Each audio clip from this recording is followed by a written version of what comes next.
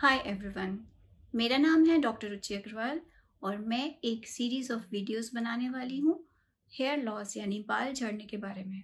इसमें मैं अलग अलग कारणों के बारे में बात करूँगी और उनके क्या उपचार हैं, क्या ट्रीटमेंट ऑप्शंस हैं, उसके बारे में भी डिस्कस करूँगी।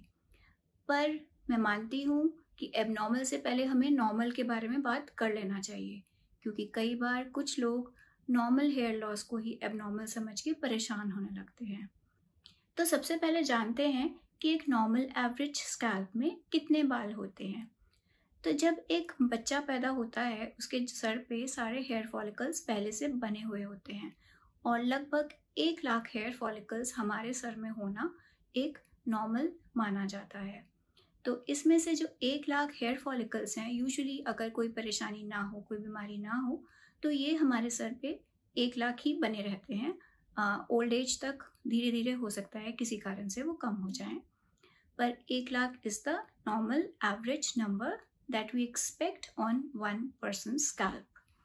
तो अब इन 1 लाख बालों में सारे के सारे बाल हमेशा ग्रो नहीं करते रहते, इनकी एक साइकिल चलती रहती है। तो उसमें से कुछ बाल हैं जो आपके ग्रोथ फेज में होते हैं, कुछ बाल हैं जो रेस्टिंग फेज में होते हैं, कुछ बाल हैं जो शेड हो रहे होते हैं। तो इसीलिए कुछ बाल नॉर्मली भी शेड होते हैं।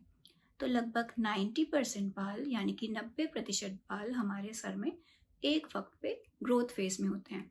जो एक ग्रोथ फेज के बाल हैं इनको एनाजन हेयर भी कहते हैं, और जो इनकी रूट्स होती हैं वो हमारी काफ़ी डीप होती हैं, हमारी स्किन में एपिडर्मिस, फिर डर्मिस, फिर उसके नीचे जो सबक्यूटेनियस टिश्यू होता है वहाँ तक इसकी रूट्स पहुँच रही होती हैं। और इन रूट्स में जो है आपका प्रॉपर ब्लड सप्लाई होता है, इनको प्रॉपर न्यूट्रिशन और ऑक्सीजन मिल रहा होता है, और ये बाल क्योंकि ग्रोथ फेज के हैं ये ग्रो कर रहे होते हैं। नॉर्मली 1 महीने में लगभग 1 सेंटीमीटर एक बाल ग्रो करता है। तो ये जो एनाजन फेज है या ग्रोथ फेज है, इसकी जो लेंथ होती है हमारे सर में लगभग 3 साल होती है, पर कुछ लोगों में ये 2 साल भी हो सकती है और कुछ लोगों में ये 5 से 6 साल भी हो सकती है। तो आपके सर में एनाजन की क्या लेंथ है उस पर डिपेंड करता है कि आपके बाल कितने लंबे हो सकते हैं, क्योंकि कुछ लोगों के बाल यहीं तक बढ़ते हैं और कुछ लोग के बाल घुटनों तक हो जाते हैं। तो उनकी एनाजन कैसी है वो उनके बॉडी सिस्टम पे डिपेंड करता है, जिसको हम चेंज नहीं कर सकते। तो अब हम आते हैं सेकेंड फेज पे, जो बालों की साइकिल की सेकेंड फेज है, उसका नाम है कैटाजन। ये एक बहुत छोटी सी फेज है और ये केवल एक ट्रांजिशनल फेज है, मतलब इसमें जो बाल है आपका वो चेंज हो रहा होता है, ग्रोथ फेज से शेडिंग फेज की तरफ प्रोग्रेस कर रहा होता है। तो इसमें आपके बालों की जो रूट है वो सबक्यूटेनियस टिश्यू को छोड़ देती है और धीरे धीरे ऊपर की तरफ चली जाती है, जो सेकेंड लेवल है डर्मिस पे, उसमें पहुंच जाती है। और अब इसकी जो रूट है वो बहुत नाजुक सी छोटी सी हो जाती है और उसमें अब कोई भी ब्लड सप्लाई नहीं हो रहा होता, उसकी ग्रोथ रुक चुकी होती है, ये बाल वहाँ पे केवल रेस्ट कर रहा है। पर इसकी जगह नीचे नया बाल ऑलरेडी ग्रो करने लगता है। तो इस फेज में, इस फेज को जो हम रेस्टिंग फेज की बात कर रहे हैं इसको टीलोजन फेज कहते हैं। और टीलोजन फेज में बाल लगभग 3 से 4 महीने रहता है एंड उसके बाद वो शेड हो जाता है, उसकी जगह नया बाल उगने लगता है, नया एनाजन वाला बाल उगने लगता है। तो टीलोजन फेज में एक वक्त पर लगभग 10% हेयर होते हैं।